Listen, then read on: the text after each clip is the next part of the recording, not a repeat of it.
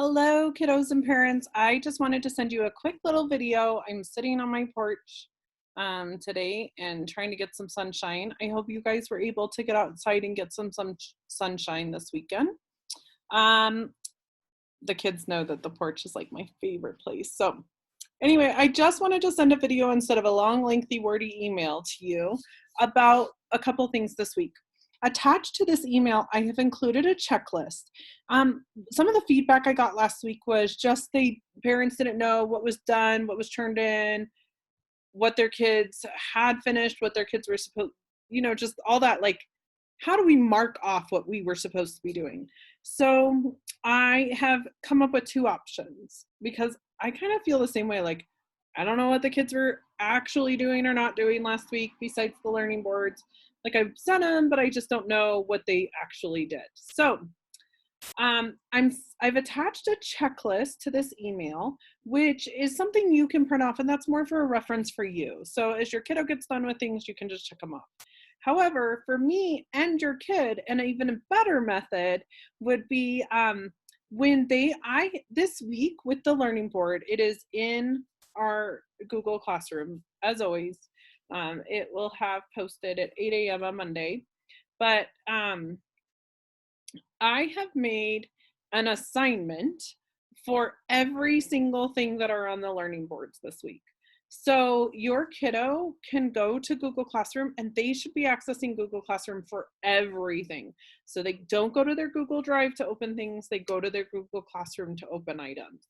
And when they go into Google Classroom, they're going to find that assignment, and I'm social distancing, but there is a neighbor across the street. They're going to find that assignment and they're going to mark it as done, or they're going to turn it in when they're done. Now, a lot of the assignments, it's making a copy for your kids. So that's how they're even able to do it. So if there is an assignment attached to the Google Classroom classwork, then they would say turn it in. If there is not an assignment and it's more like a checklist item, so for example, the learning boards, when they are done with their learning boards, they're going to mark them as done. And then that way I can kind of get a feel like how kids are doing with it. Is it going too quick for them? Do they need a little more time? Am I putting too many things? So the other piece, like reading 3 times for 45 minutes, that's an item, but there's obviously not going to be something linked to that. So they're going to mark it as done. Okay, so in Google Classroom, they're just going to go and mark it as done in everything that they've done, and then you can use the checklist, either or, whichever works best for you. The Google Classroom piece is more for me.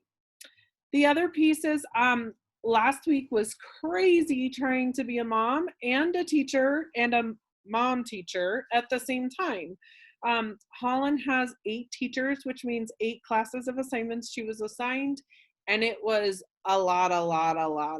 One class in particular assigned way too much. But anyway, so with each of her 8 classes, she also has Zoom calls. So what I discovered is that a lot of her Zoom calls were at the same time as my Zoom calls, or a lot of the times that I had like meetings was time that I needed to work with her and Johnny on schools. So I've adjusted my Zoom calls. We're going to have 2 Zoom calls, again, completely optional this week and every week from here on out.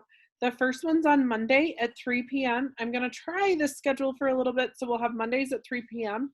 And I did that one primarily so kids could jump on, check and make sure everything's okay, ask me questions. I can check in with them, make sure that they understand the assignments for the week. I will be explaining the Google Classroom component with them on Monday.